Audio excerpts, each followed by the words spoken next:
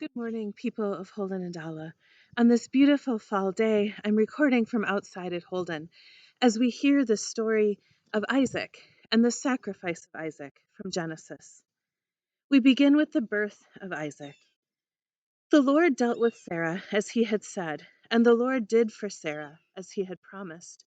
Sarah conceived and bore Abraham a son in his old age, at the time of which God had spoken to him. Abraham gave the name Isaac to his son, whom Sarah bore him. And then from chapter 22, after these things, God tested Abraham. He said to him, Abraham, and he said, Here I am.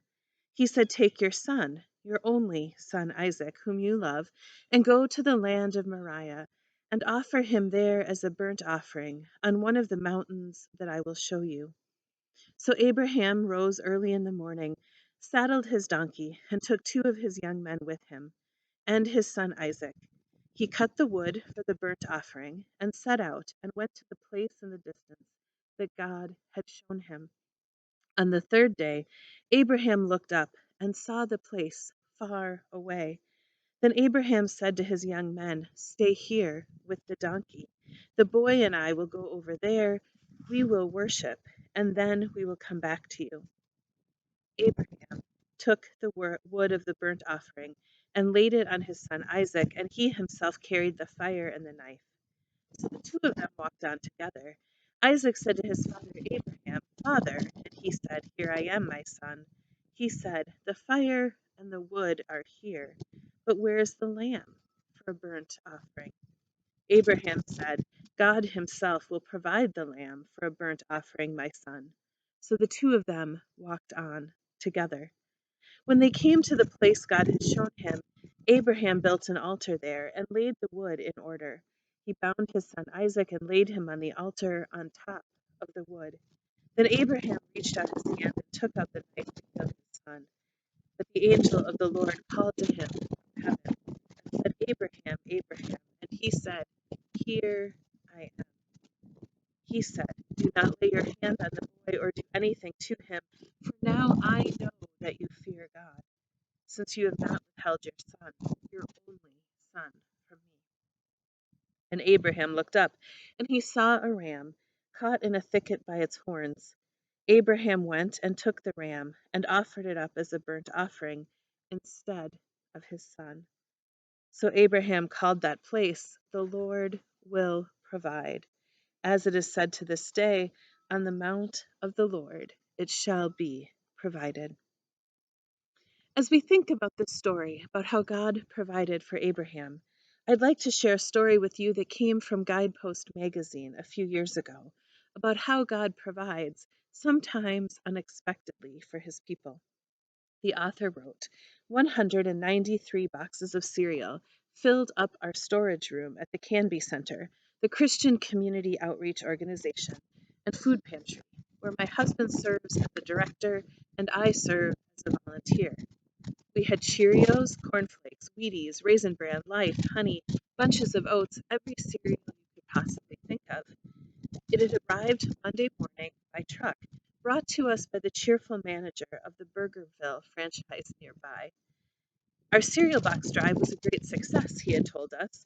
He'd offered a free milkshake to anyone who participated. My husband thanked him for the donation, but as nice as it was, I worried it was a waste. How would we ever distribute so many boxes? Be grateful, my husband told me. God will show us what to do with them. We're always looking for food donations, but non perishable items, canned goods mostly. We hadn't asked Burgerville to do the cereal box drive, it had been initiated by a different food bank that sometimes partnered with us.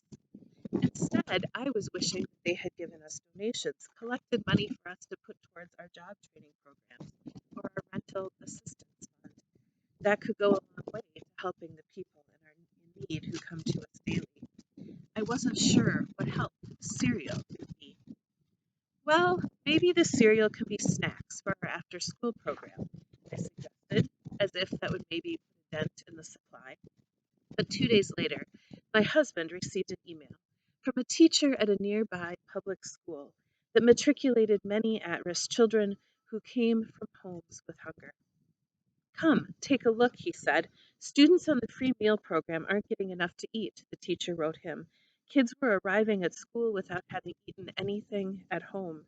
Lunches are pre-portioned and we have nothing else to feed them.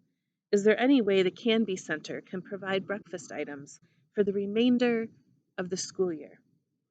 My husband smiled at me. "I think I know where we can find 193 boxes of cereal." Today, in our reading from Genesis, we hear at the end about how God provided for Abraham and Isaac, and how the place where they and how Abraham named the place in that moment. After being asked by God to leave his homeland to go to a destination God would later show him, after being promised a son in his old age, after celebrating the birth of that son, now in our reading today, Abraham is being asked by God to sacrifice that very son. Abraham must have wondered what God was doing in those moments. Why had God promised him a son and descendants as numerous as the stars, only to then ask for the sacrifice of that child? How would Abraham explain to Sarah what God had asked him to do? But Abraham, in faith, even with the questions in his heart and mind, followed what God was asking of him, and he climbed that mountain, bringing with him his only son, Isaac. Thankfully, in Genesis, we hear the whole story of what happens with Abraham and Isaac up on that mountain. And we're told that just as Abraham was about to sacrifice his son, he looks up and he sees a ram. And he offers that as a burnt sacrifice in place of his son.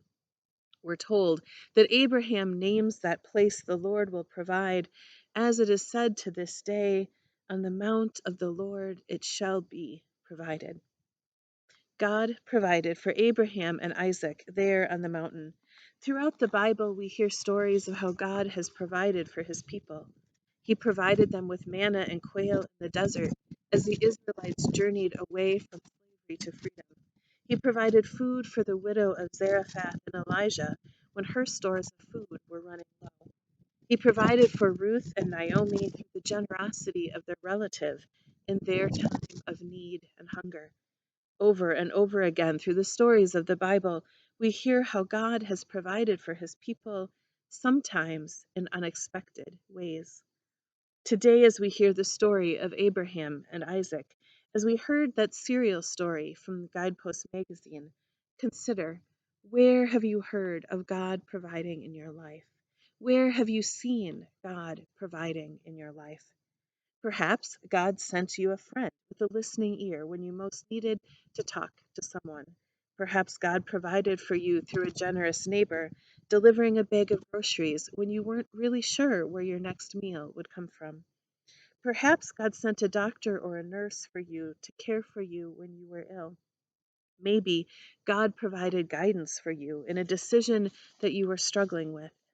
Maybe God was present for you, providing you with peace in a time where all around you seemed out of control.